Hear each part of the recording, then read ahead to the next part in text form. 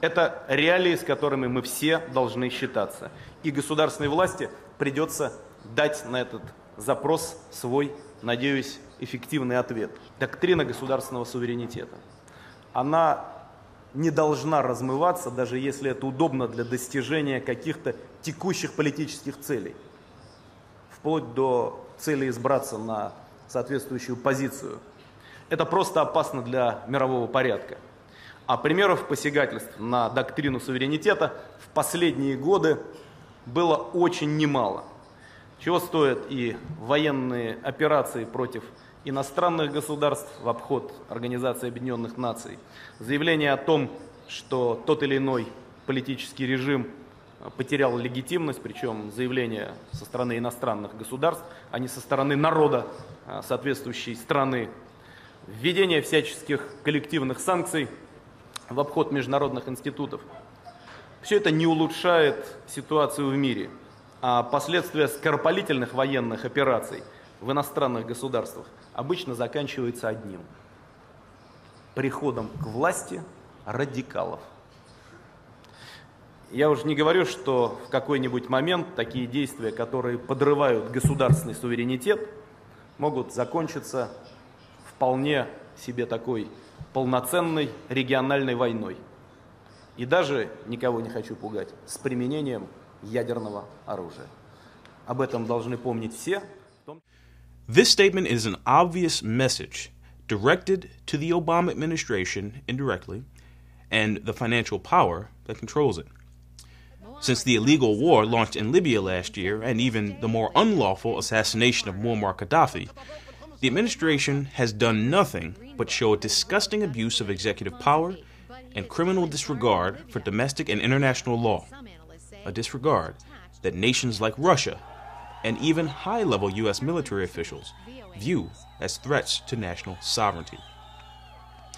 Russia has repeatedly stated that is the issue over military intervention in Syria and Iran. Sovereignty. That is the issue at stake with all the threats occurring at this point. And beyond a shadow of a doubt, it's what's at stake with the joint U.S.-NATO anti-ballistic missile system being built in Europe aimed at Russia. Despite Obama's irrational commitment to war, saner elements in the United States have mounted in and around the U.S. military. Specifically, Representative Walter Jones, in his push for legislation H.C.R. 107, declares that any president who launches war without congressional approval would be immediately subject to impeachment. This was followed by Senator Jim Webb in a restatement he made on the same point in the Senate in his piece of legislation S. 3176 to try to stop a preemptive illegal war. So far, they stand virtually alone, and that in and of itself increases the danger of nuclear war. While Jones's and Webb's legislation is despicably still outstanding in both houses of Congress, the U.S. House of Representatives has passed a resolution on Iran that moves the United States much closer to a war footing against Iran. And as many experts and diplomats like Dan Shapiro, the envoy to Israel from the United States, warn, America is ready to attack. The non-binding resolution H.R. 568 that overwhelmingly passed 401 to 11 effectively calls for a military attack on Iran when it obtains nuclear weapons capability. The vague interpretation already applies to Iran and actually any other country with a civilian nuclear program, and comes at a time when Israeli Defense Minister Ehud Barak is actively urging the international community to increase pressure on Syria, as he says, to strike a further blow to Iran. Colonel Lawrence Wilkerson, former Chief of Staff for the Secretary of State Colin Powell, warned that this resolution reads like the same sheet music that got us into the Iraq War and could be the precursor for a war with Iran. It's effectively a thinly disguised effort to bless war.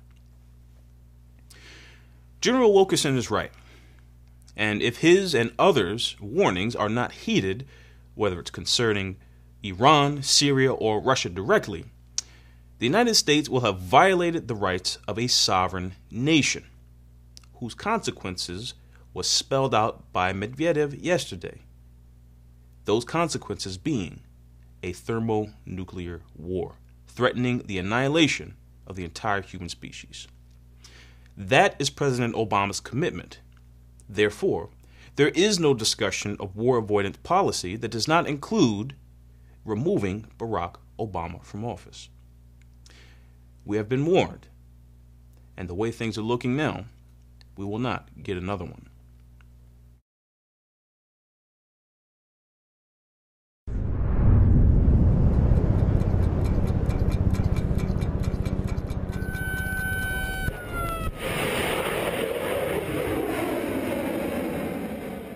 The British Empire's game, run through U.S. President Barack Obama, has been called out by the Russian government. They do not want it, but if pushed, will go to war. It will be thermonuclear war. Therefore, what humanity faces in light of the Obama administration's go-ahead to make the ballistic missile defense system operational based on the completion of Phase 1 on May 20th is possible extinction. Is it inevitable? Only if Barack Obama is not taken out of power. Because if Obama succeeds in his mad drive to force Russia into thermonuclear confrontation, there can be no economic recovery, domestic or international. There will be, possibly, no humanity left on the face of this earth. And we are trying to Your life depends on the constitutional elimination of his power. Today, on May 17th, Russian Prime Minister Dmitry Medvedev, in the presence of U.S. Attorney General Eric Holder, reiterated Russia's position that the drive coming from the U.S., acting as the geopolitical muscle of the British royal family, can easily lead to nuclear confrontation. Medvedev stated, "There have been many recent examples of the concept of state sovereignty being undermined. Military operations against foreign states bypassing the United Nations, declarations of illegitimacy of certain political regimes. This does not improve the situation in the world, while rash military interference in the affairs of another state usually results in radicals coming to power. Such actions, which undermine state sovereignty, can easily lead to full-scale regional war, even, I am not trying to scare anyone here, with the use of nuclear weapons." Member of the LaRouche PAC endorsed national slate of congressional candidates, Keisha Rogers of the 22nd District of Texas, delivered a sharp message on May 15th while organizing on the ground in Texas that the threat of thermonuclear confrontation with Russia, which we just heard Medvedev warn about, can only be stopped with the nullifying of Obama's powers. And I will just say that the message that's being sent from Russia and from what we're seeing with the attempts and the drive toward World War III is very clear to Russia and very clear to our U.S. military. The solution is we have to get Obama out now. We have to stop this collapse, and everything that you have to put into this fight. Let's send a message, clear message to the White House. Obama must go. Let's take the nation back, and we can win this fight for mankind. Thank you.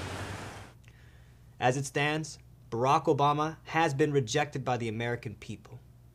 There is no response that will come from this administration on the collapse of the entire world financial system.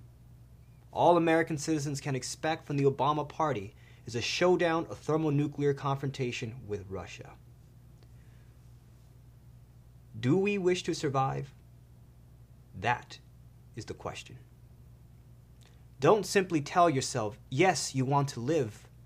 Do what will enable us to live and implement the package to turn the situation around. Dump Obama. Dump him now.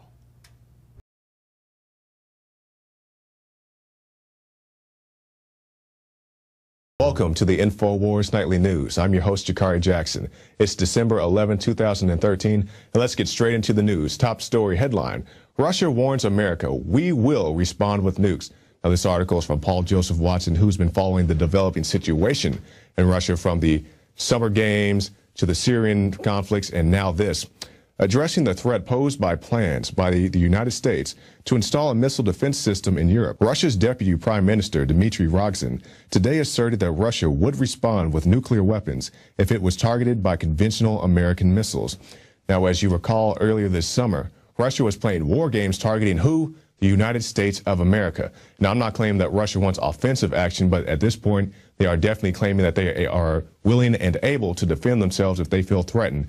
Now, Russia may feel threatened by this missile situation. They also may feel threatened by the Syria situation. You remember when our government said that the Assad regime crossed the red line, saying that Assad had used these chemical weapons, even though there is virtually no evidence of that. But there was evidence of the Syrian rebels with the black al-Qaeda flag in their videos playing with this missile delivery system. Now, I can't visually confirm just by looking at the video that they were playing with chemical weapons, but the rebels definitely do have some type of missile delivery system, and I think they are willing to use it, but don't blame it on Assad when you do. But that's the situation going on in Russia, so definitely be aware of this. If you have an ear to a head of state or somebody with some power, definitely tell them, keep this in mind if you plan to put those missiles over there. And we'll talk about missiles just a little bit farther into our broadcast. Cop who killed 13-year-old boy armed with plastic BB gun back on duty. You may recall this was a young man, I believe he was in California, Sonoma County to be exact. He was walking down the street with his BB gun AK-47 with an orange tip on it. At a glance, you may think it's a real gun, but if you paid attention, you'd see it had an orange tip.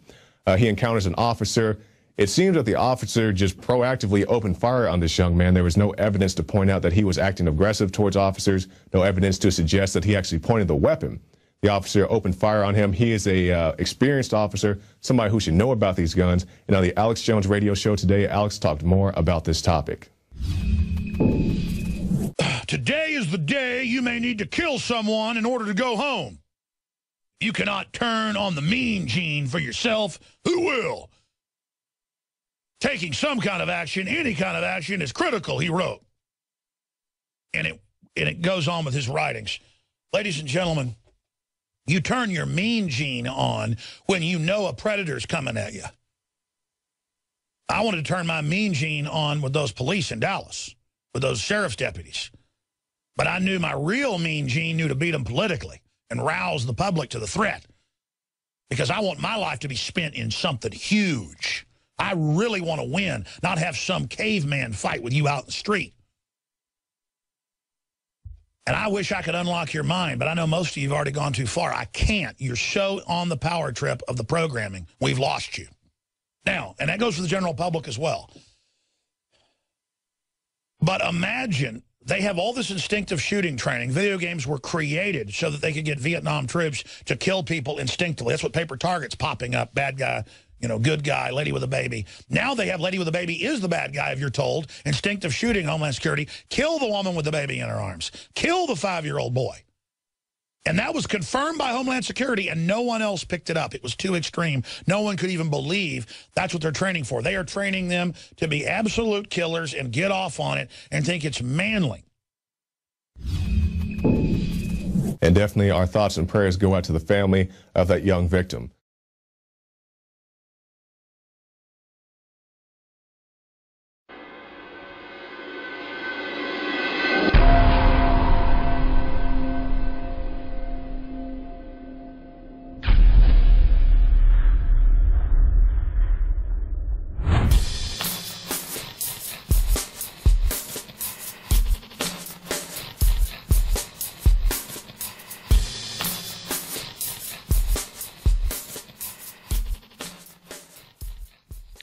Hi, and welcome to the X22 Report. My name is Dave, and this is episode 304, and today's date is March 3rd, 2014, and the title of this episode is Russia and the U.S. Face Off Over the Ukraine, and we all see what's happening. We see the Russian side. Putin is maneuvering all his military assets. He is setting everything up to take the Ukraine back, and it seems like he's trying to do this peacefully. On the other side, we have the United States, the EU, NATO, all sitting there saying, wait a minute, we need to have the Ukraine, we need to put them on the private Western central bank system, we need to have them on the EU, and we need them to join up to NATO, and we need the entire country. This is why we spent $5 billion to put in agent provocateurs to overthrow the government. And here we sit. And they are looking at all this, trying to figure out a way to get the entire Ukraine. And if they can't, they'll probably end up trying to push Russia into doing something to create war. And this is what they like to do. It's almost like a bully going up to someone, pushing them until that person punches back and they say, look, they started it. And this is what we're seeing right now. We're going to get through all of this. But first we can see the stock market, gold, all reacting to what has been happening in the Ukraine. The stock market has dropped around 150 so points. Gold has moved up 30 points, and we can see the markets all across the world right now are in flux. And you can see how fragile the economies are all over the place. I mean, we're seeing that the banks are suffering in the Ukraine. The economy is slowing down in India. Privatization of bailed out Bankia starts in Spain. Cyprus bailout is stalling, and the Ukraine is facing a default at this time. So things are in flux right now. All eyes are focused on the Ukraine to see where this leads. And again, what we can see is happening is that we have the NATO, EU, U.S. forces on one side and the central bankers on one side, and then we have Russia and China on the other side. And this we'll have to continually watch, and I keep updating the X22Report.com site, and I'm showing a timeline of what has been happening, and we're going to go through some of that a little bit later in this report. But let's get into some of the economic collapse news. Now, we've heard news today that car sales are up, things are going well. GM reported that February total sales in February just dropped a measly 1% year to year, and everything's looking really great. Ford, their February sales dropped 6.1%, below the 5.3% expected, and Volkswagen, whose U.S. sales tumbled around 13.8%. But we have to look closer at GM to see what exactly they're doing. And I mentioned this in my other reports, they are channel stuffing. They are loading up the dealers with cars. And right now that number sits at 805,000 vehicles. This number of units in dealer inventory at month end is one of the highest that we've seen. It has increased from 780,000 in January, and again, they are just pushing and manufacturing and pushing these cars into the dealerships. Then they are giving heavy discounts, and they're hoping to sell all this inventory. And this gives the illusion that manufacturing, car sales are doing well. Now, there is a report out there saying that rent has gone up, and the rent is the highest since 2008. And this is causing a lot of problems for people because, again, if you're paying more in rent, you have less disposable income. That means you're going to spend less going out to dinner, if you can afford that, going to stores to buy electronics, and this is why we see retail struggling at this point. Again, if those people who were working full times got a new job and they're making less money, or they had to go into 1 or 2 or 3 part-time jobs, those people are giving all their money for food, for rent, for clothing, and that's pretty much it. They're not going out buying HD TVs, Blu-ray players, things like that, and this is why we're seeing a lot of the retail chains all reporting that their earnings have dropped considerably, and they've been laying off people, closing stores. And again, if people do not have work and they're not making an income, they're not going to spend money in these stores. Now, I see in the corporate media today that personal spending is the highest in January, and they're saying, oh, look, it looks like the economy is recovering. This is amazing. Personal income rose 0.3% in January on expectations of 0.2% increase, while spending roared up 0.4%, well above the 0.1 expected amount that they're expecting here. Now, we have to understand what is happening here. First of all, in December, spending data was revised from 0.4% to 0.1%, of course, so that makes it a lot easier to beat expectations in January. And we also have to see that that the 43.9 billion increase in personal income, some 29.8 billion, or over 2/3, was thanks to personal current transfers receipts, basically from the government. So, again, we're looking at this, and one would think that based on this bullish take of the data, consumers opened up their wallets and purchased durable goods such as TVs, gizmos, tablets, and retail should be doing a lot better. But again, this is not the case. What happened in January? We had a lot of snow. A lot of this money was being laid out for plowing, for shoveling, for salt. It was all for that type of stuff. It was not for the people did not go out and say, hey, you know what, I have more income, let's go out there and spend all our money. No, the money was being used for snow removal, for other services, and things like that. Now, in my other reports, we talked about layoffs, and we understand that Best Buy is laying off around 2,000 managers, a lot of financial institutions laying off thousands of people, mortgage companies laying off thousands of people, and now Toys R Us is laying off about 200 people in their headquarters. And again, as this year goes along, we are going to see more and more of these companies lay off. We're going to see more retail stores closing because, again, the people just don't have disposable income to spend on all of these goods. And this is why you see all of this happening. I mentioned this back in 2013 for the holiday season. It completely came true. Here we are, and we all knew this was going to happen. We all knew that the holiday season was going to be terrible because we understand unemployment is completely manipulated, is an illusion. It is not 6.6%, because if this was all true, and we were going into the holiday season in 2013 at 6.7%, and this 2013 holiday season was much worse than 2012 when the unemployment was at 7.8%. So you really have to think to yourself, this makes no sense whatsoever. If unemployment has come down a percentage point, more people would have disposable income. More people would be going to work. More people would be spending money because now they have it. And also we would see this in the housing industry. We would see that people had more money. They've been saving up all this time and they're going to purchase homes. But this is not the case whatsoever. What we saw was people going into their savings to make ends meet during the Christmas holiday season. I even walked around my block, and I didn't even see the amount of garbage that I normally see. And usually it's piled up high with boxes and things like that, and I didn't even see it this year. Now, I've always reported on gun rights, and we understand that the government is trying to disarm the American people. And this is why you're seeing all these mass shootings. This is why you've seen Sandy Hook. This is why the president came right out, an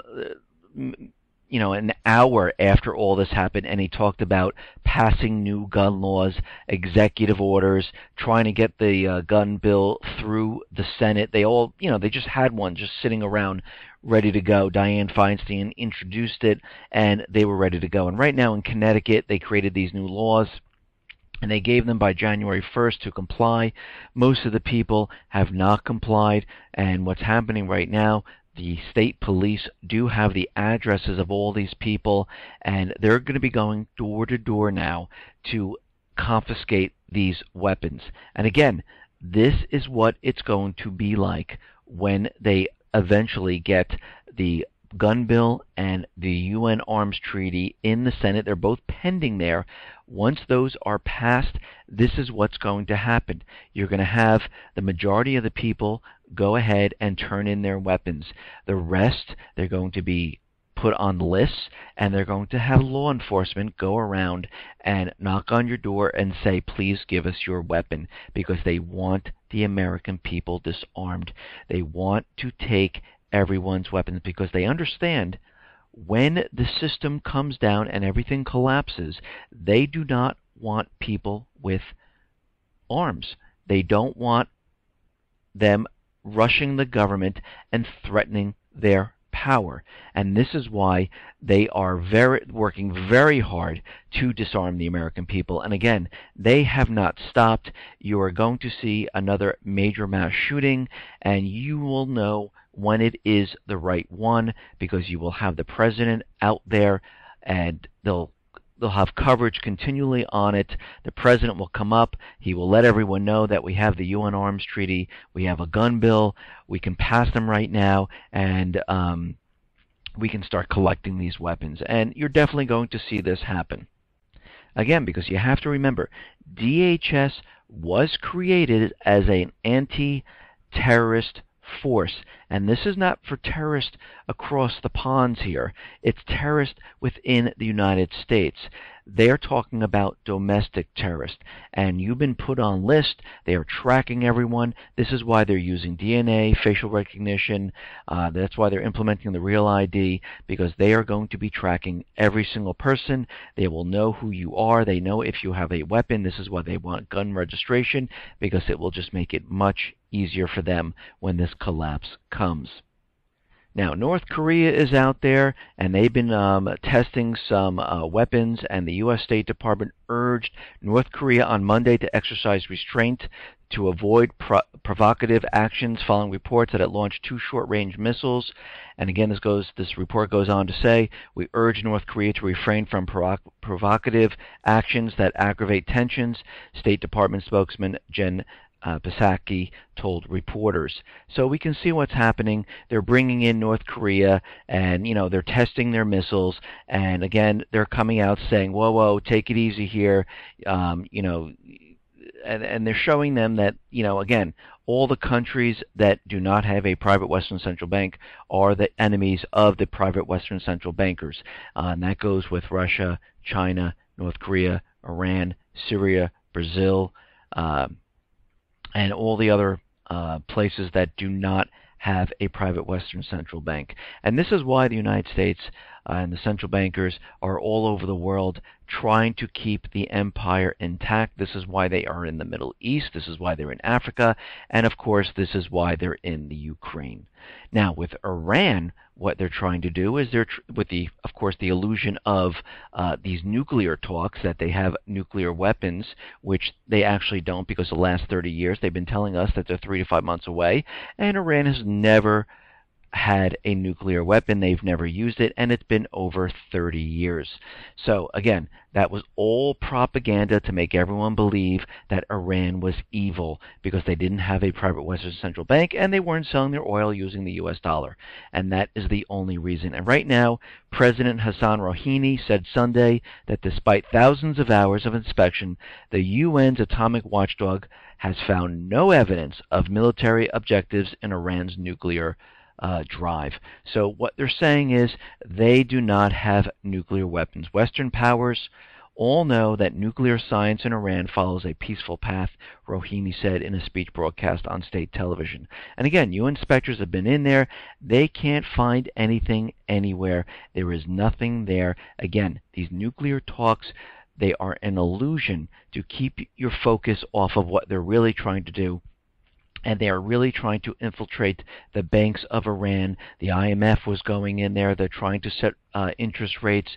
They're trying to infiltrate them to put the oil on the U.S. dollar when it is sold. And this is why the president has come out there and said, listen, no company can do business with Iran at this time, because, again, they do not have the system set up, and they're not going to lose all that money, because what will happen is Iran will sell all its oil without the U.S. dollar in other currencies, in gold, in the yuan, in Russia's currency, any other currency than the U.S. dollar. And again, the central bankers cannot let that happen.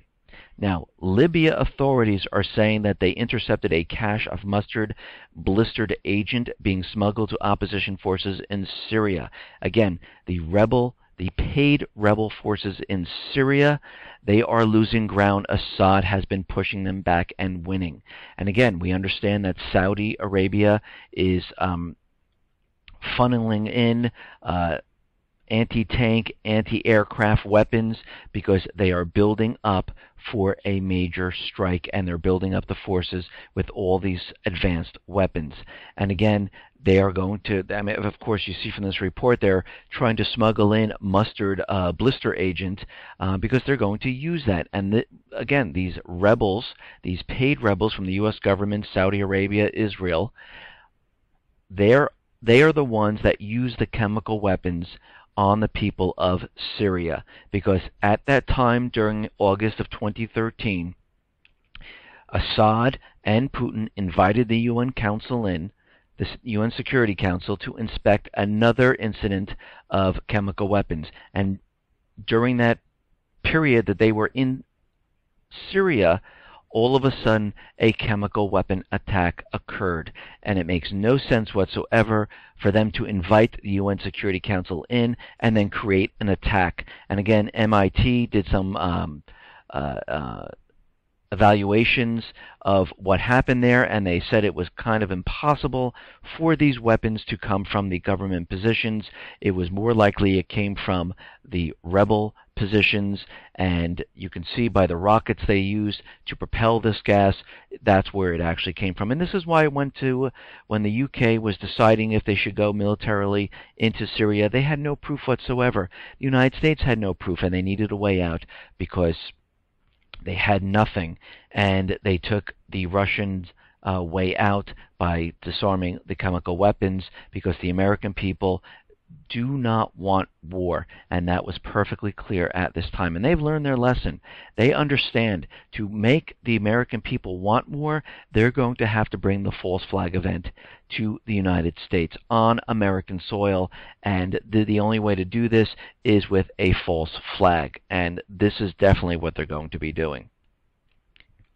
Now, we understand in the Ukraine that we have sides here, and we understand there was a recording out there, and the whole entire recording mentions something. And if we go back to the recording, we hear on February 22nd, and again, this recording was made before February 2nd, they talked about, and this was between Nuland and Klitsch, of who was, Nuland and Payat, who was going to be the prime minister. And back then, they already decided it was going to be Yatsenuik.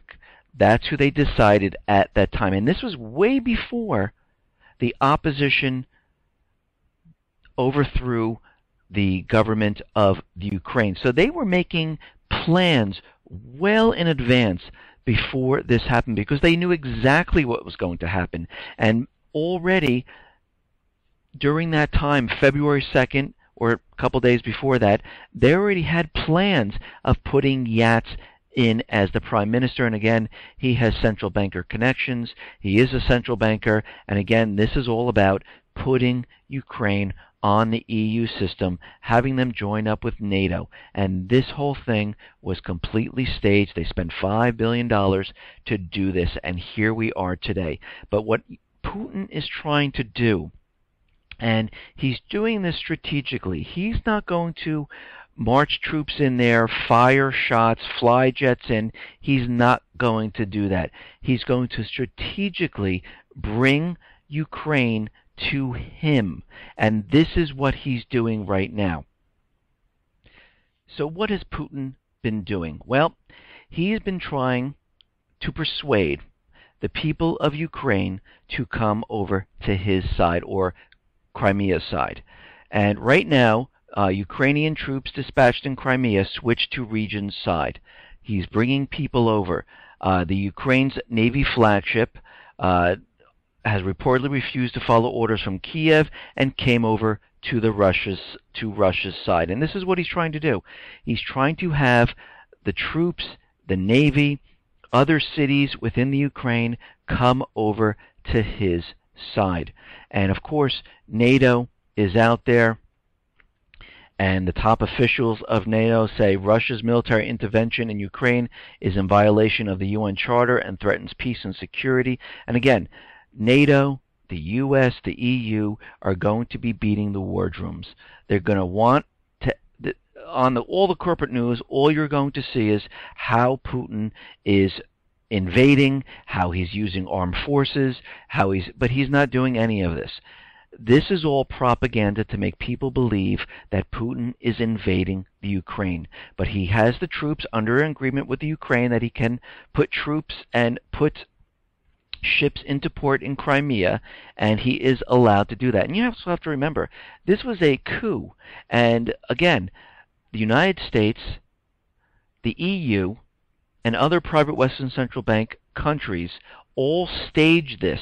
They went into another country and destabilized it and overthrew the sovereign government there. Then they had them sign an agreement and went back on the agreement and stormed the government buildings and threw the government out.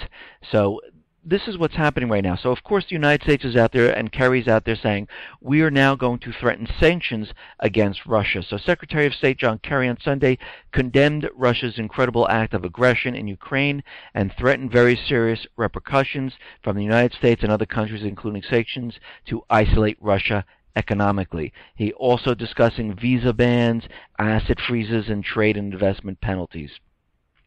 Now, during this time, while it's all over the corporate media where NATO, the U.S., the EU are beating the war drum, saying that, Putin's coming in, he's bringing in more ships, he's bringing in more troops.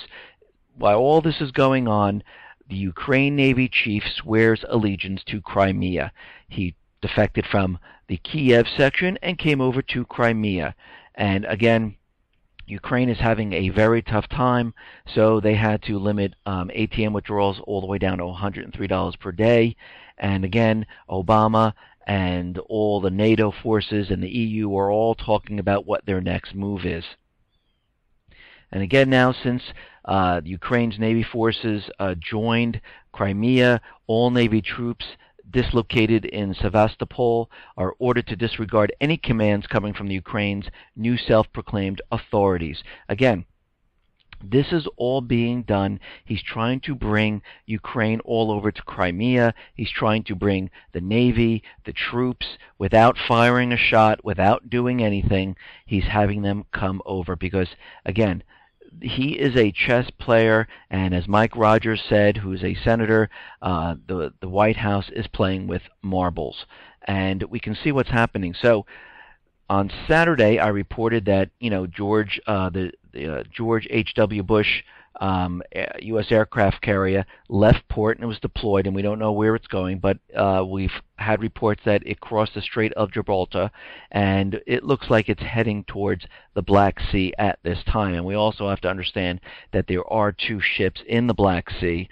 Well, I think one is damaged because it ran aground there. But again, we have to think, why were those two ships there? Were they really there for Sochi, or was it really there for this plan? Because again, they were having these conversations, these phone calls, way before the Olympics.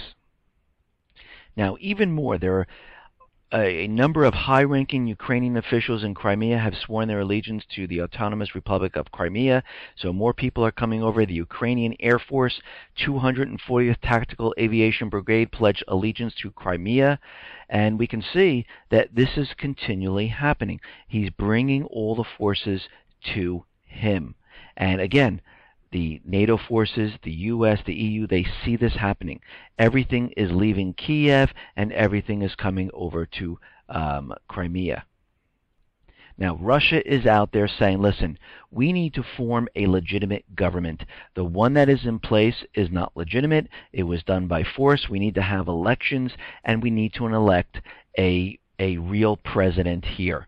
And again, if he's bringing all these people over to his side, it's going to be very tough to have an election, and this is why they're holding off on elections right now, because the opposition knows they are not going to be elected in this, because the majority of the people in the Ukraine will most likely not vote for the opposition leader. Now, there was a report out there in corporate media saying that Russia gives ultimatum to Ukrainian forces in Crimea, clear out within 11 hours or face military storm, and they're saying this came from the Russian state media report. Again, when you really look closely at this, where did it come from? It came from the Ukrainian Ukrainian news agency, which is the Interfax Ukraine news agency. So it really didn't come from Russia. This is propaganda that they put out there, and it was all over the corporate media. Now, China is taking the side of Russia. They know exactly what is going on here. And most of the world actually does know what's going on here, except for all the private Western central bank countries. They understand that this was a coup. They understand it was orchestrated by the central bankers, the United States government, the EU, and they understand what they are trying to do. They are trying to strategically move into position and capture the Ukraine, put it onto NATO, put it onto the EU system, and this was their whole plan all along. Now again, I've said this, Putin is trying to get cities and provinces within the Ukraine moved to him. They want them to come to him. And right now, Kherson, Nikolaev, and Odessa declare their desire to join Crimea. Representative of these three cities appeal to the leadership of Crimea, expressing their desire to be part of the autonomous republic if its powers will be enhanced by the results of the referendum. So this is exactly what is happening. They are moving all these people over to Crimea, and what's going to be left is the West, Kiev, and they're going to have pretty much nothing in regards of the amount of people that are with the opposition.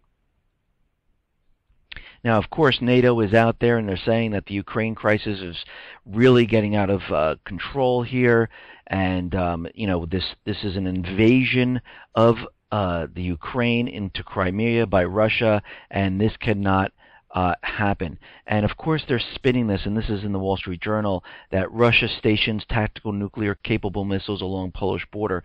But if you remember, this was a couple months ago, maybe 3 months ago, Russia already knew that the United States and the EU nations were setting up a missile shield that they had in place, and they were bringing in more advanced missiles into the area. And it was going from Poland all the way to Romania. And this was a shield that was set up to protect the Euro area from Iran. But again, Russia said, since you're in this peace deal with Iran, why do you need this missile shield? And again, the United States says, we're not taking it down, there's no reason. And again, we always knew that this missile shield was really for Russia when World War III started. So what Russia did at that point is they set up their missiles on the opposite side to protect themselves. But now, of course, they're spinning this, and they're saying that Russia, just stationed their tactical missiles bordering Poland, which is not true, because they did this before because of the missile shield. This has nothing to do with the Ukraine at this time. So we can see what is happening here.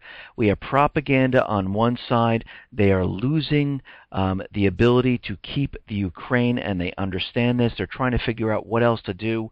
Putin is sitting there, just like he did with Syria. He had everything on his side. He was able to get all the chemical weapons. He was able to get the deal started without firing a shot. I think he's trying to do the same exact thing here. I think he's trying to bring everyone in the Ukraine to Crimea, to his side, and saying, we want peace, let's have a vote and see who will be president. And again, the central bankers are not going to let this happen. They're going to do everything they possibly can to start something in the Ukraine, and they are going to be pushing for this. Okay. Now, the FBI is warning the public right now about untrustworthy websites.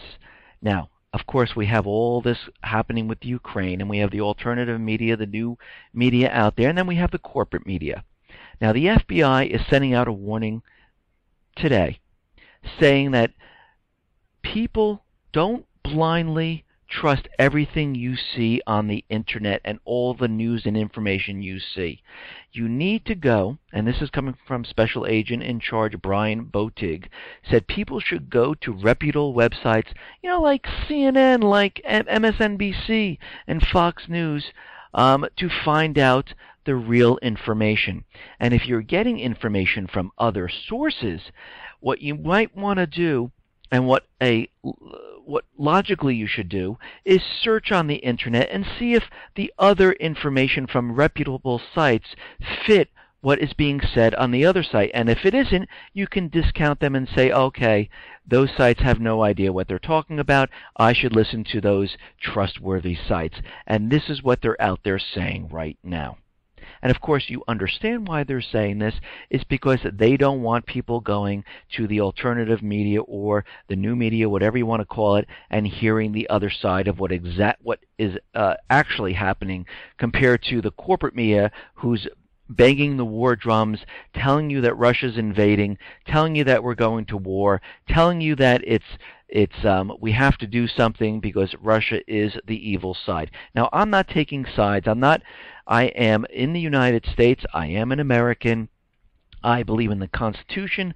I believe in the people controlling the country and doing the best for the country. I do not believe in the central bankers. I do not want to go to war for the central bankers. I do not agree in what the central bankers do across the world. So I am not on Russia's side. I'm not on China's side. I'm not on the central banker side. I am on the side of the people. I'd rather have all these billions of dollars. Actually, I'd rather have the Fed dismantled, get rid of the Fed, have the people run the country, have the government coin the money and print the money, so we are no longer in debt to the Federal Reserve, and I'd rather have the people being supplied with the money to support the infrastructure of the United States and see everyone prosper, because I believe that everyone here and in other countries all want the same thing. We all want to live, support our families, make a nice living, and not worry about our children or us going to war.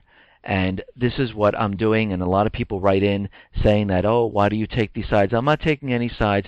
I am reporting what I see and what I understand, and I'm giving it to everyone. And again, if you don't like what I'm saying, you can go out and do your own research and understand what other people are saying and compare it and see what is really going on. You don't have to believe everything I'm saying. You can go out and do your own research and go to different sites and find things out. Okay, let's get back on track here. Now, we see the Syrian Electronic Army. They are pushing the false flag agenda. Now, again, this false flag might come from Russia. It might come from Syria. Right now, we are in the Ukrainian situation where, we're on the brink of some type of war. Something might go wrong. Something might happen, and all of a sudden war kicks off, and this is normally how it starts. But again, what we're seeing right now is the Syrian Electronic Army is out there, and they have, of course, attacked CNN, Microsoft, and many other places, defaced the website. They defaced a governmental website, and they were all harmless. And again, of course, if there really is a Syrian Electronic Army doing this, which I don't believe there really is. But right now what's happening is the Syrian Electronic Army is threatening to topple the U.S. CENTCOM, and this is the base in Jordan. It's underground. This is the place where the officers sit that are going to instruct the strike going on in Syria. This is where they were sitting and ready to direct the entire operation of the August 2013 invasion of Syria, which never happened. And right now, the Syrian Electronic Army is saying on Friday that, and they tweeted this, of course, that they're that the U.S. CENTCOM will be hit, and it's going to be nothing like they have done before. And the exact tweet is, the next attack will prove that the entire U.S. command structure was a house of cards from the start. And this is what the Syrian Electronic Army is saying, and they're threatening CENTCOM at this time. Now, we can see they are building up the propaganda for Russian cyber attacks.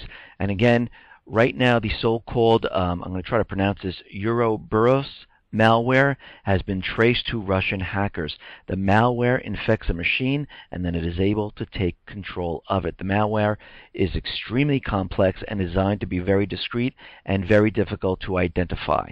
And this goes on to say, because of the complexity, the malware was designed to target high-profile targets dealing with sensitive information, financial information, government institutions, research institutions, and companies. So you can see they are setting this up, and they're telling us that Russia has this type of malware that can be placed into a system and called upon at any time to bring it down.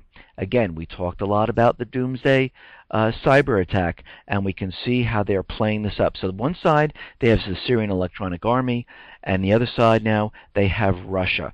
Now, of course, Cybercom Chief Alexander has now laid down the red line for cyber attacks. And what he is saying that there is that he's laying a clear red line, and if crossed, could lead to war. And you know what this means. Every time they talk about a red line, they are going to have a false flag. Remember the time Obama saying, if the Syrian if Assad crosses the red line, we will go into Syria. Well, he crossed the red line, and then nothing happened, and they did it again. And of course, he definitely crossed the red line this time, and that's when the August 2013 false flag came up. So right now, the cyber commander Alexander is saying, if it destroys government or other networks such as companies, financial networks, I think it would cross that line. And this is coming from Army General Keith Alexander. And he's saying that, again, cyber attacks have always been coming, but if they actually do real damage, that is crossing the red line. Now, we have to remember, we've seen the stock exchange, the NASDAQ, the BAT system, all implement a kill switch. We've seen glitches happening in all these systems. And in many, many websites around the United States. We've seen cyber attacks hitting many companies, stealing information. We've seen the Syrian Electronic Army hitting many different websites. And now there is a red line that has to be crossed for the United States to say we are going to war, that someone has attacked us. So again, when this false flag happens, either from Russia, China, Syria, Iran, North Korea, depending on the country, now it looks like it's Syrian and Russia, they will hit the financial institutions. They will cross the red line. They will hit the government institutions. They will cross the red line. They will bring the power down in the U.S. That will cross the red line. And we all know this is not the actual country doing this. This is the false flag, and they're doing it internally, and this is why we've been seeing the glitches. This is why they've been preparing. This is why they've been having the propaganda for over 3 years now. This is why they have the kill switches, because they understand that this economy is so fragile that they can barely keep it going, because there is no such thing as recovery. It is all pumped up and it is ready to fall, and this is why they are preparing for this attack, and we understand that it is coming, and everyone needs to be prepared for what is coming. Listen, everyone, thanks a lot for listening. Be well, be safe, and especially be prepared. Thanks a lot.